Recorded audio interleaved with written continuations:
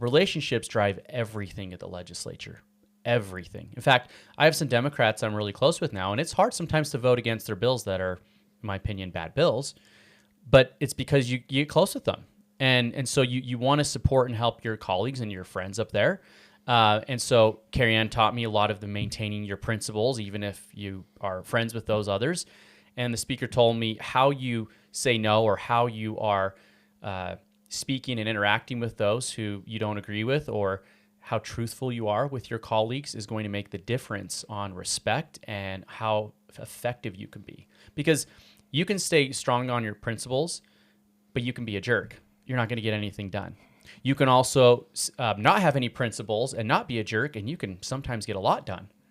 And so you got to have a good balance there, and the balance can be hard for a lot. And on the outside, it doesn't seem that way at all. On the outside, you think that everyone's establishment, everyone's out to get you, everyone's in it for themselves. And I would argue it's the opposite. Probably 90 to 95% of those who I work with, they all have really good intentions.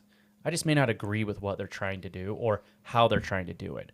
And we also represent vast different constituencies around the state. I mean, those Democrats that represent downtown Salt Lake, I mean, their constituencies want them to push some of this crazy stuff that we're seeing.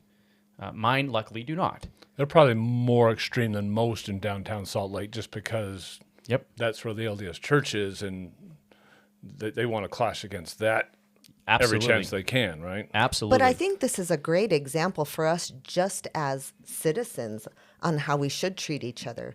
I was talking to Uriah earlier about, I've got family members and friends and colleagues that are on opposite sides that I love, and I love them, but I may not agree with the things that they believe in. Yep. And I wish there was a little bit more of that. And you're not going to get somebody to listen to you and your points if you are hard to listen to. It's exactly right.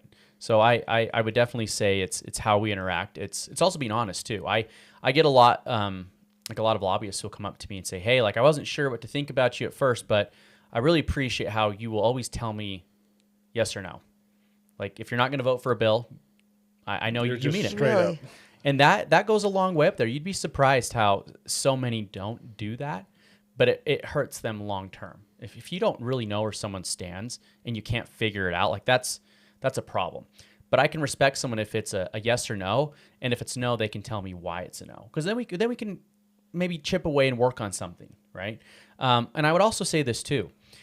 Even being in a vast majority Republican legislature, the viewpoints are still on both ends of the spectrum. There's conservative, and then there's mid-conservative, and then there's some liberal Republicans too. And it's okay. It is what it is.